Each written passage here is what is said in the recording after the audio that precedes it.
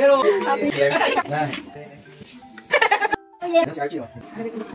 Hello mga mamshi sa Japan, good morning! Ito nga po pala nung kaganapan ng bagong taon. O diba late na? 2, 1, 0!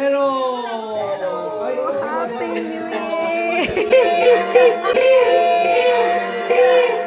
O diba ang saya? Ganito lang pala kami sumalubong sa bagong taon dito sa Japan. Hindi katulad dyan sa Pilipinas, may mga fireworks pa. Meron din naman dito, pero pupunta ka lang sa isang lugar na mayroong fireworks na manonood lang kayo. At eto nga kami, pakampay-kampay lang.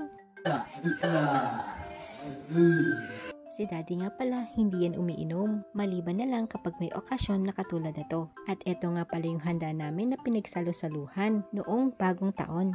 Nagusto sa iko din, ha? Ano ba? Ay, video! Takot sa video? This is Mama Bear and Papa Bear. O diba, akala mo ngayon na nakakita ng camera? Tingnan mo yung tatay ko, pa-cute. Ang kulit, diba?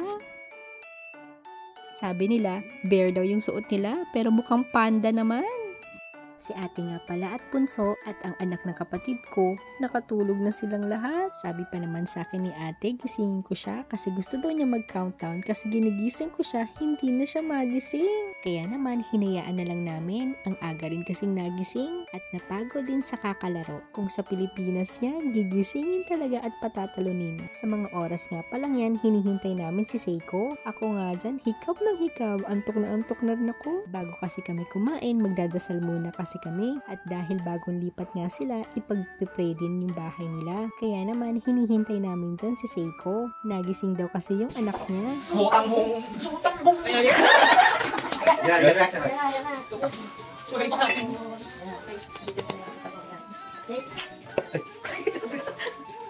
Tama, naka-video na makita yung mic. 1, 2, 3. Ay! Mama Bear, Papa Bear. Uy! Ako pa wala. Organize naman. Dito kasi. End up mo kayo, girls. Eh, nasa kanila. Cheese nyo? Okay na. Tatlo lang, girls. Girls. Yapan. Ay, hindi. 4, 5, 7 sila. 1, 2, 3, 4, 5, 6, 7, 8, 9.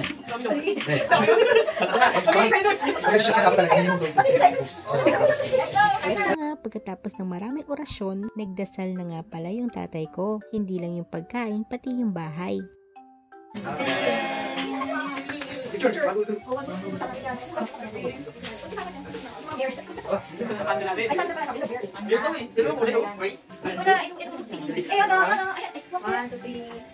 Tinatawag.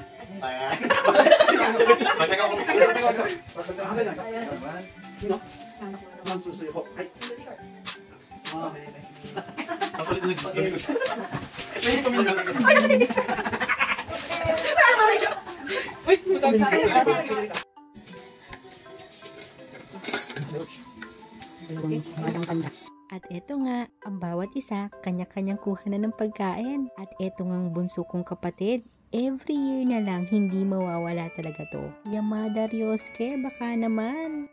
Uy. Ay! Chutuan! Si Yamada Ryosuke. Hindi, iba yarn. Si Yamada Ryosuke. Meron kasi siyang crush sa isang band na every year na lang, lagi siyang kinikilig. Kaya naman yung tatay namin, napapailing na lang sa kanya.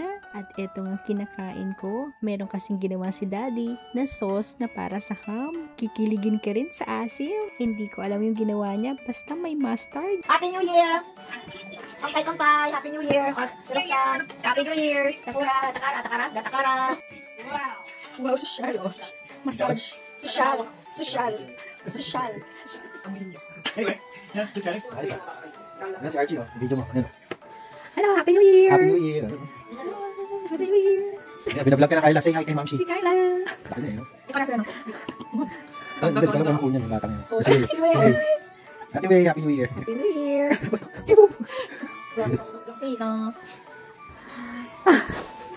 Inom tayo ng tubig. Tubig. Kumakain, tapos pumipikit. Hindi ko nga pala na videohan, tumawag din pala yung nanay ko sa Pilipinas sa kamag-anak niya, sa ibang kapatid ko na hindi namin nakasama ngayong New Year. At syempre si daddy rin, nakausap din niya yung mga kamag-anak niya sa Pilipinas. At nung pagkatapos nun, nung kinaagahan, munta naman kami sa may dagat kung saan makikita ang Mount Fuji dito. At dito na rin kami kumuha ng pictures.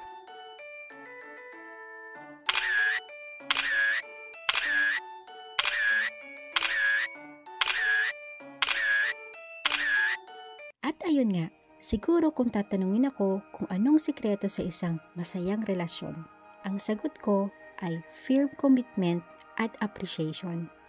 Pag mahal mo kasi, walang sapat na dahilan para magloko. Kapag mahal mo ng tunay, hindi ka mauumay. Pag nawawala, bumalik ka lang kung paano kayo nagsimula.